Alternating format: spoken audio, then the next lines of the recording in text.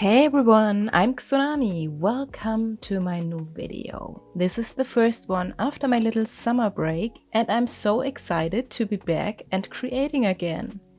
In this video, I'll be filling one of the last pages of my Etchr Lab sketchbook, a sketchbook that has been with me for over a year now. The next video will be a full sketchbook tour and honestly, I can't wait to flip through it together with you. I have to admit I'm really proud of this one. I love almost every single page in here, so maybe you would like to subscribe so you won't miss the tour. That would be wonderful. Today I want to start with a magical little forest scene in autumn tones. Somehow it already feels like summer is slipping away. I'm a bit torn about the season changing, but I do love the rain, the quiet, cozy sweatpants, tea and pumpkin soup. So maybe I'm already looking forward to fall. We will see what the fall will bring, also the October. I don't really know if I want to do any art challenge in October. We will see. Back to the painting. First I sketched out my idea with a Prismacolor Colorase pencil, then picked a palette, vibrant red, greens, grays and yellow, very autumn vibes.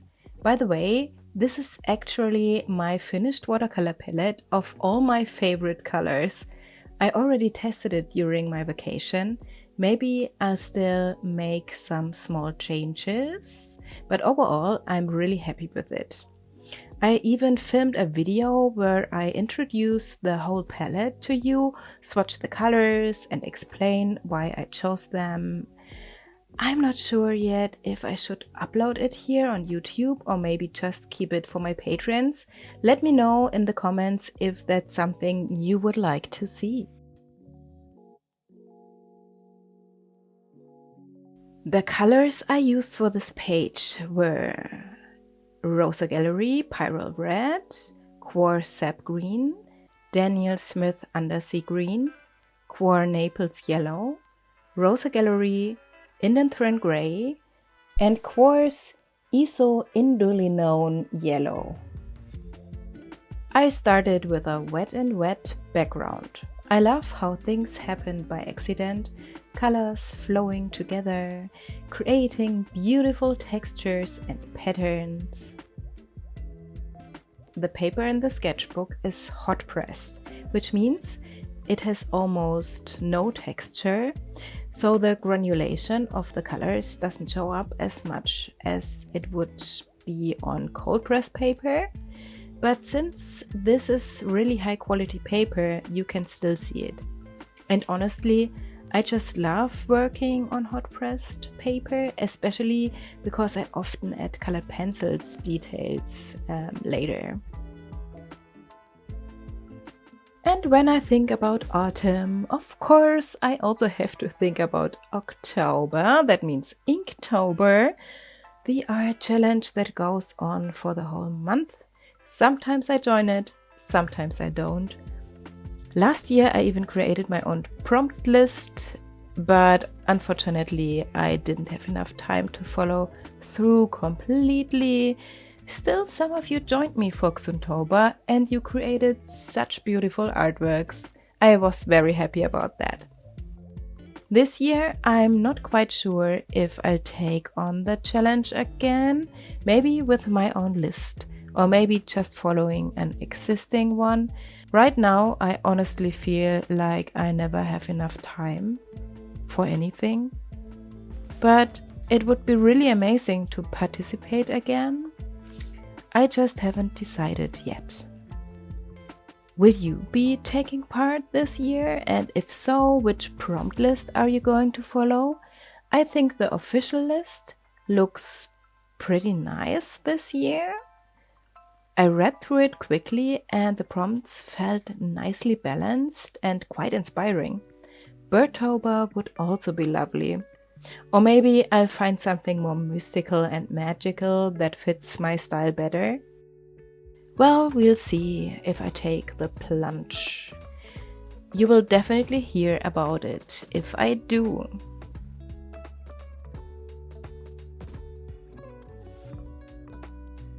Step by step, I tried to build depth into the painting.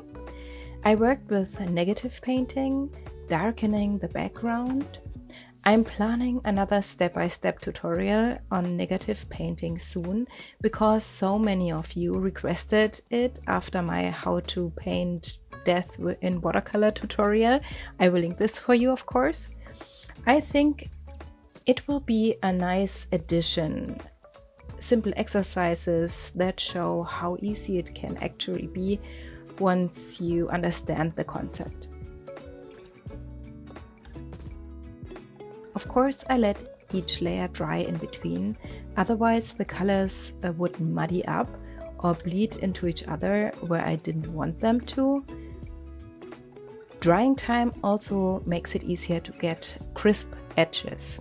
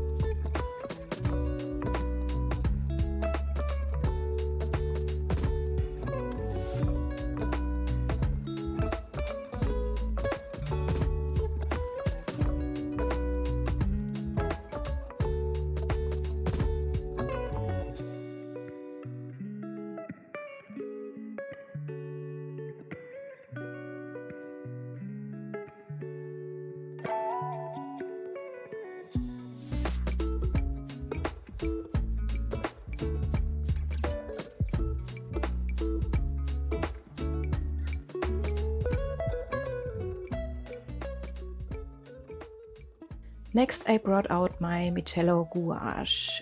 These are the Mijello Mission Titanium Gouache, which I love. To go over some parts more opaquely, I also mixed some of my watercolors into the white gouache to tone down the red as a pink, the red I used, and repaint the mushrooms. Honestly, those mushrooms gave me a hard time. First they were green, I didn't like this so much. Then this pale pink, and even at the end I wasn't fully happy with them, but that's okay.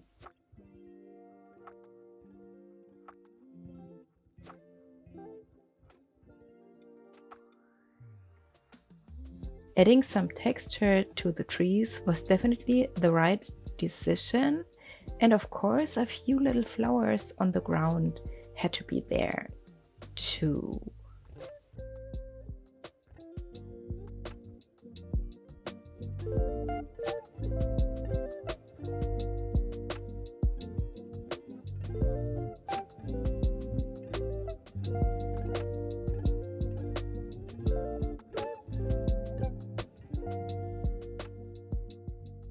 Then I went in with colored pencils for the details. I really took my time with this little piece here, letting myself experiment instead of rushing. Normally I hurry a lot because I don't have much time, but this time I slowed down. That's why this video is a bit longer. I also wanted to paint the right hand page with you altogether. This whole process stretched over 3 days with many breaks, because at the moment I rarely get long stretches to paint. During my August YouTube break, I hoped I'd have more time to reflect on new ideas for my channel and Patreon, and also to finally work on my shop.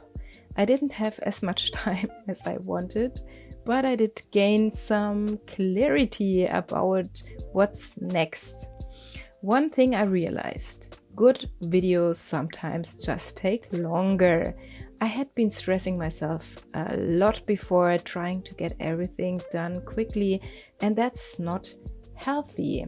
It affects not only the quality of my videos, but also my mood. And it can even lead to an art block. That pause was very necessary for me, especially in the last weeks. It was so nice to paint in my sketchbooks just for myself, without any pressure. That's something I want to keep, this balance.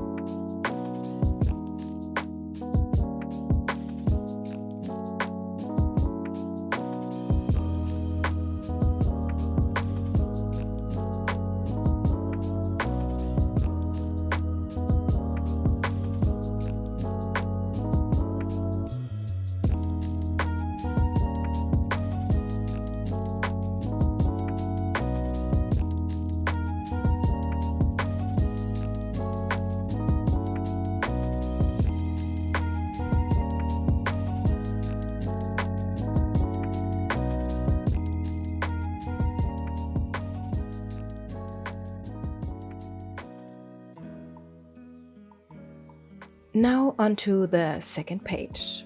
I wanted to stay within the same color palette and paint more mushrooms with a magical touch. I used my beautiful old vintage mushroom book I found in a thrift shop as an inspiration. Of course, I changed the illustration a lot, but I wanted to keep the vibe, you know? For this page, I also added the Mijello bark brown to the other colors.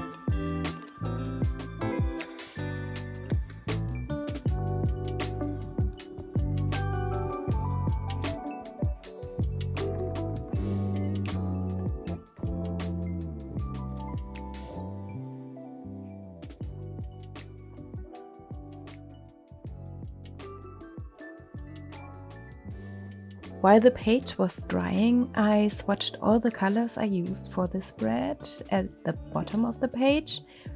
I always feel like that really completes a spread, and it also helps me remember later which color palette I was working with. It's not only pretty to look at, but also very practical. I usually don't use much green in my paintings and not a lot of browns either, but ever since my summer vacation, where I captured different places and landscapes in my sketchbook, I've been using those colors more often. I actually love green, it's my favorite color, but most of the time I prefer to paint with turquoises and blues combined with reds or pinks. This autumn-inspired palette was definitely so much fun to work with, and it really makes me look forward to the fall season a little bit. Don't you think?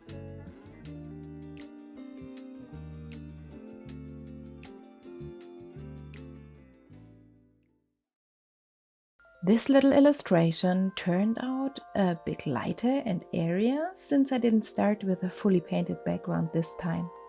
A few mushrooms are growing here, surrounded by soft grasses, clover and little patches of moss. And do you see that tiny creature hiding there? Somehow this page feels so sweet to me, I almost want to paint a whole series of them. As always, I finish things off with some colored pencils just to bring out those little details.